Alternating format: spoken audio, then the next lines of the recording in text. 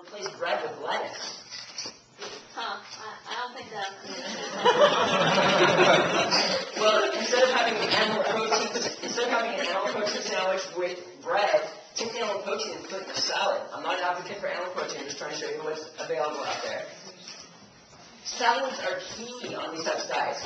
Eat salads all the time. That's how to do it. That's how I succeeded.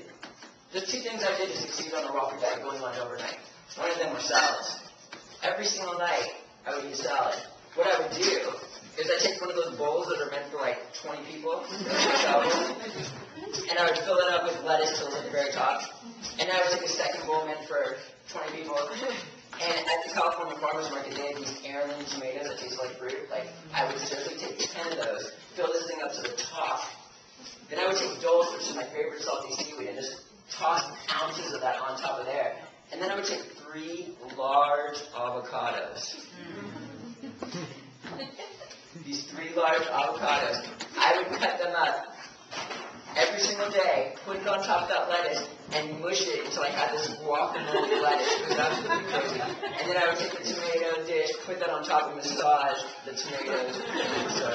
And the mixture of the tomatoes, the avocado, and the salty Dulce was the ultimate salad dressing I could ever imagine.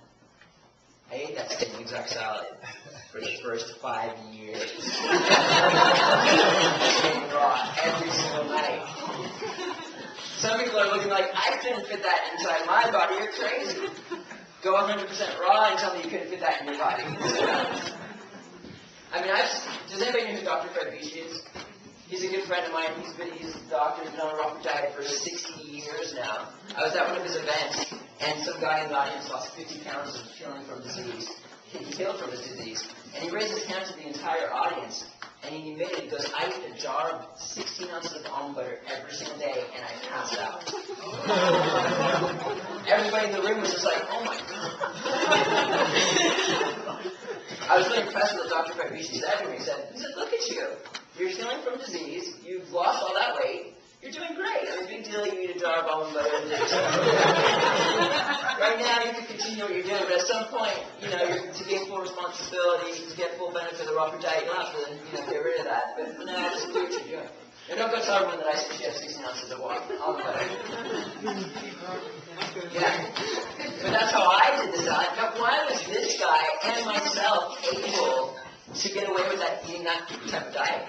Because it was such an improvement compared to my previous standard American diet, eating trans fatty acids, going to Taco Bell, and all that stuff. I eliminated it. My body loves the avocado. But what happens is when you go 100% raw, when you truly go 100% raw, and you do this for a good amount of time, what happens is you cleanse and cleanse and cleanse as years go by. Your body becomes cleaner. And when you become cleaner, your body becomes more efficient. And you start to require less fuel, food, to maintain high energy levels. In simple terms, you just start eating less. And what happened was, after 5 years of eating that same meal every single day, one morning, I woke up and my nose was gushing, and I was all groggy. And then every single morning that was happening, and I intuitively knew it was the avocados I was eating, 3 avocados. But I wasn't emotionally ready to take my diet to the next level, so I just dealt with the runny nose. But after 3 months of dealing with that same exact runny nose every single morning, I became miserable, so I was forced to improve my diet. So I went down to 2 avocados. 11 years later, I can't even eat more than a quarter or a half an avocado. I have no desire to. As the years go by, you just require less and less and less. But let's go back to that intermediate diet real quick. Let's just go. Now, we were talking about processed starches. The part of the processed starch that is so damaging to the body is the gluten. This is the book.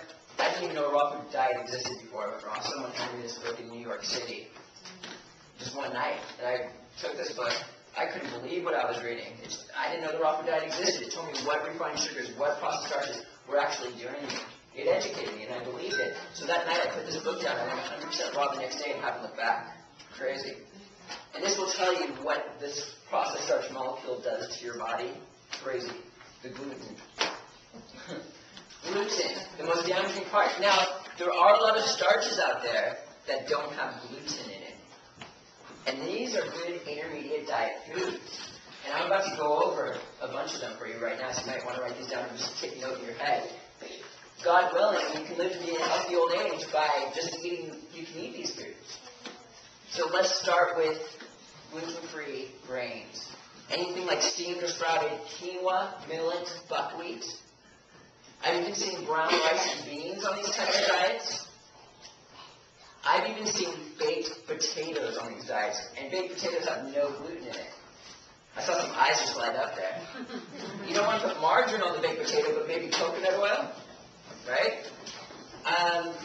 Steamed lentils I've seen on these types of diets, steamed vegetables. And again, I'm not an advocate for animal protein, but I'm just trying to show you what's out there. A lot of these diets actually allow some animal protein. They always eliminate the red meat because of how damaging it is, but they allow chicken, fish, and turkey. Moderate quantities, like 3 times a week or so. And what else have I seen? All the raw food is on these types of diets. Steamed vegetables.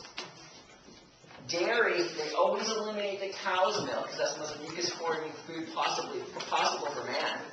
However, I've seen raw goat's milk products in moderate quantities. It's still mucus-forming, but raw goat's cheese, raw goat's milk, and stuff like that I've seen on these types of diets. And one last thing I'm going to throw in here. I don't really like to mention it, but because about 20% of people don't do well with it, I'm not an advocate of soy. However, it could be a good transitional food for a time being if you don't have problems with it, to put soy milk on your grains or something like that. I just mentioned a lot of foods there, right? That's a lot. If you could just eliminate everything else but those foods that I just mentioned, you did it. Congratulations. You have the potential, God willing, to live to a healthy old age, degenerate disease-free. Sounds easy, right? My book, Raw Spirit, these are the 2 books I've written. Raw Spirit, Raw Success. This is the first book I wrote. We'll get into this one a little bit later. This is sold over 10,000 copies. It's responsible for inspiring thousands. I get emails all the time. What I did was all those foods that I just mentioned, they're listed in here. Just right there. If you want to reference this or whatever, that's a pretty cool thing to see. So if you could just eat those and nothing else.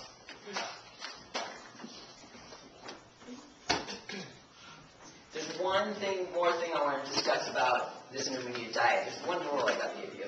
We're going to talk about food combining. Now, if you're not eating huge salads meant for like 20 people, then all raw food, in essence, combines well together if you're not overeating. I mean, if you do fruit with fat, you might have a little more flatulence than if you didn't do fruit with fat. But they all go together pretty well. Food combining comes into play when you're dealing with cooked food.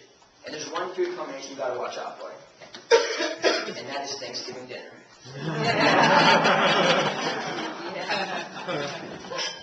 The animal protein and the starches